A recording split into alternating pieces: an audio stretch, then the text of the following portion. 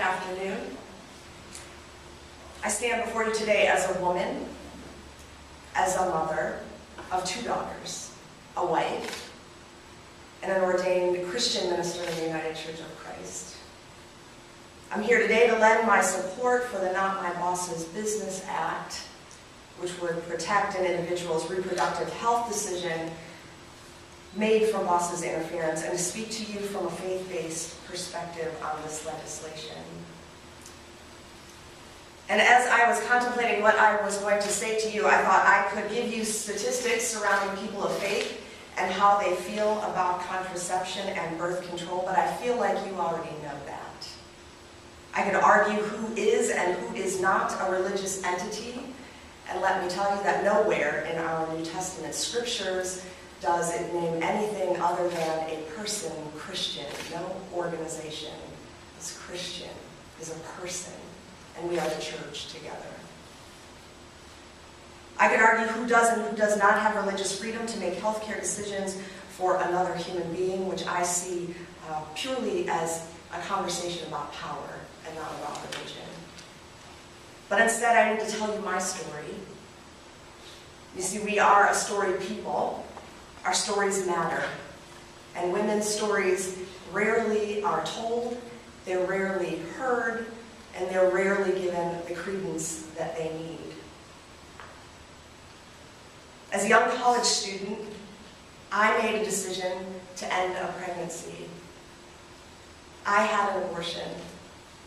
And I need to say that out loud because I am called to speak the truth in love, and my silence about my decision will only perpetrate more violence for other women in our society. At that time, I was using birth control. I was trying to be a good steward of my body and my resources. That form of birth control did not work for me at that time, and is a perfect example of why all forms of birth control need to be accessible and affordable. The decision to end that pregnancy was the hardest decision I have ever made in my life. One I would not wish on any other woman. And we know that the way to decrease abortion in our country is to provide accessible and affordable birth control. It was the right decision for me at the time. I was young, I had very limited resources, I had limited income, and I did not have the capacity to care for a child the way I knew I wanted to do so, and that I could do so at that time in my life. I made that decision with my family, I made that decision with my healthcare practitioners, and I made that decision with my God. To this day, I remember step by step every phone call I made, every step I took into that clinic, and I was not greeted by anybody who wanted to provide me guidance. I was spit on, I was screamed at, and I was afraid. I remember the vitriol like it was yesterday, but I also remember the kindness of complete strangers who cared for me at one of the lowest points of my life. My decision was over 25 years ago, but it is yesterday just the same.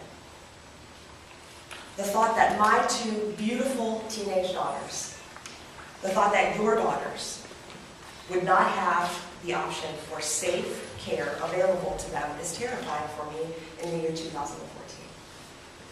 The thought that my daughters and your daughters would have their reproductive decisions made by an employer instead of themselves in consultation with their families and their physicians seems archaic and inhumane at best. What I know about the God that I believe in and the God that I serve every day, not the God that I serve when it is a political agenda for myself, is a God that wills the best for each one of us. A God that says that This God will send a spirit to travel with us wherever and whenever we go. We never travel alone. We are told in our Christian scriptures that Jesus came to give us life and give us life in abundance, and I'm going to quote Jesus because that's who I know. An abundant life is not found in secrecy. An abundant life is not found in shame. An abundant life is not having another's religious belief trump your own personal decisions of your body.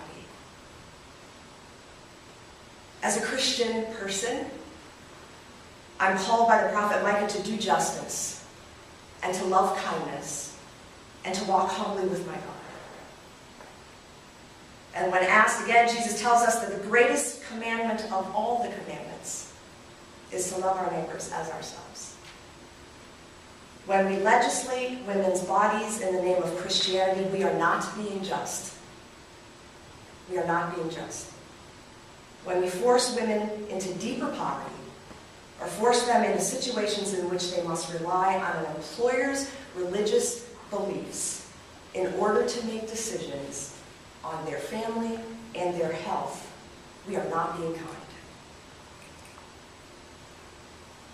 And our legislators claim bold and sweeping legislation in the name of Christianity. Those legislators are not walking humbly. They're not walking humbly. So this day, I would urge you to remember my face and to remember my story, because my story is the story of thousands and thousands of women in this country.